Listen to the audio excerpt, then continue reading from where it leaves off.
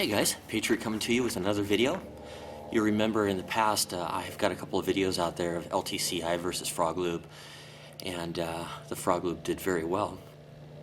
A lot of comments, a lot of speculation about heating the surface, which I've actually done on some firearms. I've actually heated them up a little bit before I applied the FrogLube and kind of let it soak in a little bit, but at least that's the theory, that it soaks into the metal, which I don't automatically doubt. So I am a little bit curious of whether that's true or not. So I'm going to take the same product as before, the FrogLube.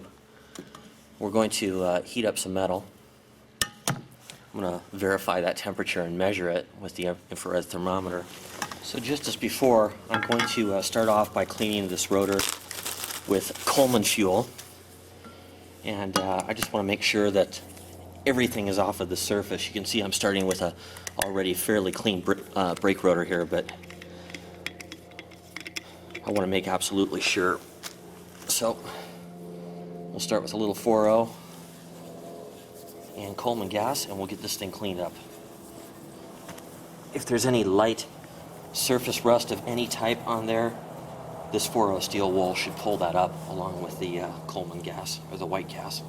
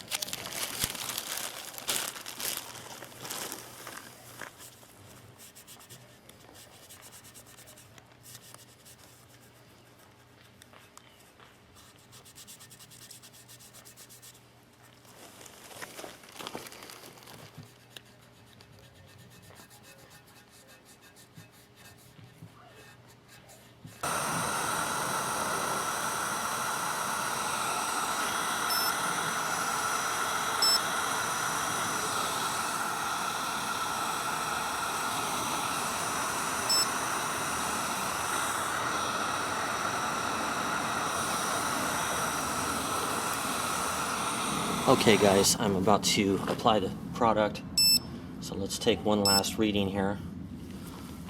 Got 78 on this side and 174 on this side, so approximately 100 degrees Fahrenheit difference between the two sides.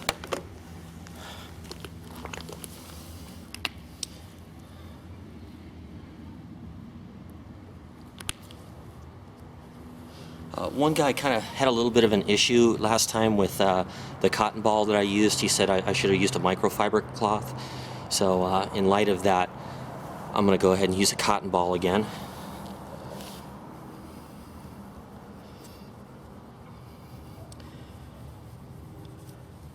You know, it's funny, we can debate these little non-issues. You know, it doesn't matter how scientific you try to do something, somebody is always going to find an issue or some kind of fault with it. And what we're doing here is not laboratory testing, but this is a product that was made to be used in a practical manner. Whether you're out in the field, you're out in the garage cleaning something, I don't think that cotton is going to be an issue in this case. I use cotton cleaning cloths all the time, far more than I use a microfiber towel, and it's a far more common material. A person can take his shirt off and turn it into a gun cleaning cloth if necessary. So I think this is realistic. It's also inexpensive, and I have a lot of them, so that's why I'm going with this. Okay.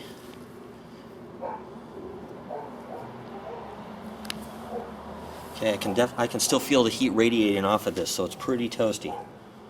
Maybe cooled down a few degrees, but not much.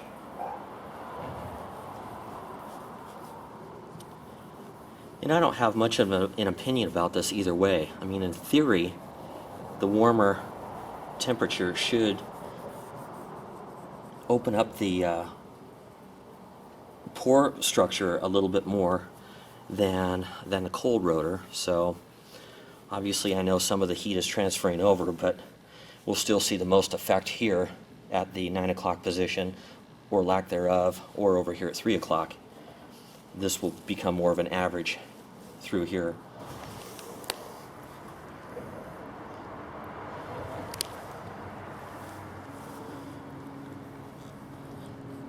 Okay, I can tell that over here on the heated side of the rotor, it does seem to be a little bit more slippery.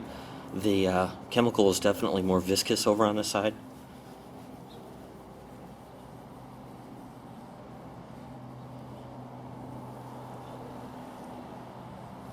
I've tried to put a very similar amount of product on each cotton ball that I've used here. But just to make sure, I'm going to take a dry cotton ball to each side and just take off the skim material. But before we do that, I'm going to go ahead and let this rotor sit here for a while.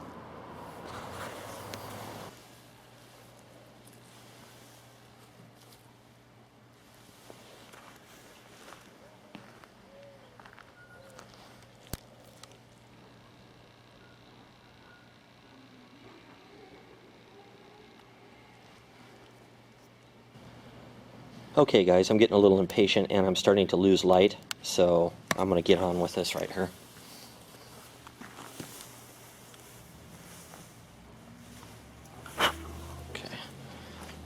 Okay, I'm taking a clean cotton ball.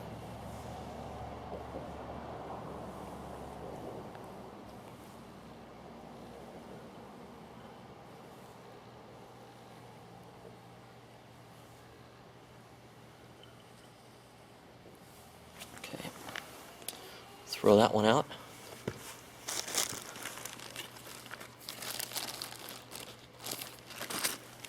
And all I'm doing is lightly grazing the surface, so it's not going to pick up the bulk of what's on the surface, but it is going to skim off any excess.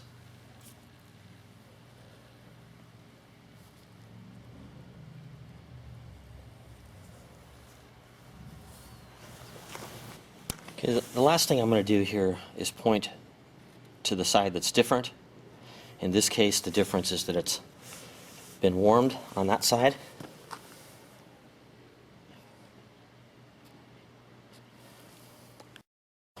Okay, something else that's talked about a lot, guys, is not only the heating versus non-heating, but also letting it soak in, or so that's what they say, soak in.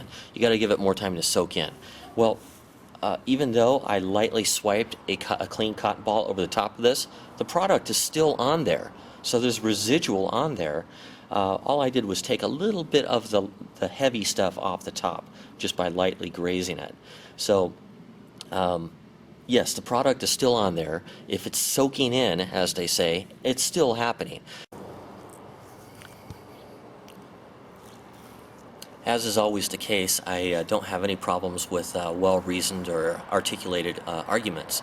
So if you've got some ideas or you think I should try something different and you can give me logical steps why, please let me know. But I always try to do my best to make everything equal here because I'm curious myself. I want to know if there's really a difference or not. And I know that you guys too do as well. So I'm going to do my best to honor that and to honor your trust there. So in any case, thanks for tagging along once more. Hey guys, Patriot with you once again here for the conclusion of the FrogLube test where I heated half of a brake rotor and just applied the other half in ambient temperature. Let's go take a look at it. I'm actually very surprised at the results, and the test actually was a lot shorter than I thought it would be. I was expecting about 3 weeks, but because we've had about 3.5 days of pretty continuous rain here, it kind of sped up the results, and I was planning on leaving this go, but I've got enough to show you a result right now that's pretty definitive. Let's go take a look. Okay, you remember that we actually heated this side of the rotor with the arrows are pointing top and bottom here. This is the heated side. This was about 175 degrees. This was about 75 degrees ambient, approximately. So about 100 degrees Fahrenheit differential between the two sides. You can see this side. We actually show a substantial amount of rusting. I don't know if it's just superficial or if it's sitting on top. I guess we'll get to that later. Over on the side, very little rusting. There's a little bit kind of up at the top here, and it is a bit difficult to see with the shadows, but I'll try to get you. There's a good comparison view between the unheated and the heated side over here. Alright guys, what I'm going to do here is go ahead and take a little bit of FrogLube, put it on a cotton swab, and we're going to see what we're looking at, if this is kind of etched into the metal or if it's just superficial sitting on top. And because I don't know, I'm not going to see, I've got a little FrogLube there on that. I'm not going to do the entire rotor. I'm probably just going to do a quarter of the upper portion here in case I need to run this test a little bit longer. I'd like to finish it today if possible, though.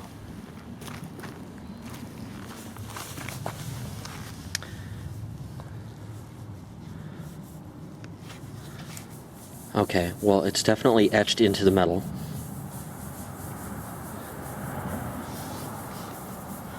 It's clearly rusted all the way into the surface and past it.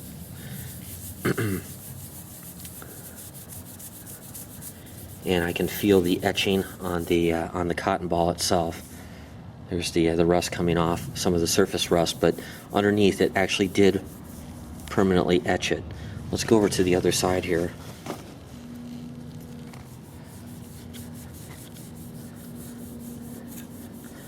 Okay, this side is a lot less scratchy. Okay, you can see a little bit of surface rust kind of back here, but as I push on it, it's coming off. This is one of the other reasons that I'm using a cotton ball. It's not very abrasive at all. Alright, sorry about that, guys. I've got airplanes flying over and dogs barking, but anyhow, hopefully this is showing up on video over here. I'm out in the bright sunlight and it's hard to see my little LCD screen on the camera, but this is all slightly pitted through here. Some places a little bit worse than others. Over here, I've really got no permanent pitting at all. Maybe just a little tiny bit back there. Here, it's scattered throughout the surface area. So, to me, it's very conclusive. Over here, we didn't have that. So, again, heated side over here, non-heated side here, and it appears that it did soak into the metal a little bit better.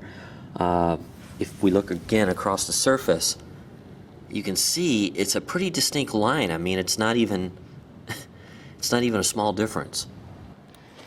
So I must say that I was a bit doubtful at first about the idea of the metal being warmed. I thought it was plausible. I just had to kind of see it with my own eyes, but it appears that that works, that heating metal works, which is great because that's what I've been doing on my firearms. All my carbon steel knives that are uncoated, like the Cold Steel Trailmaster, I've treated that as well.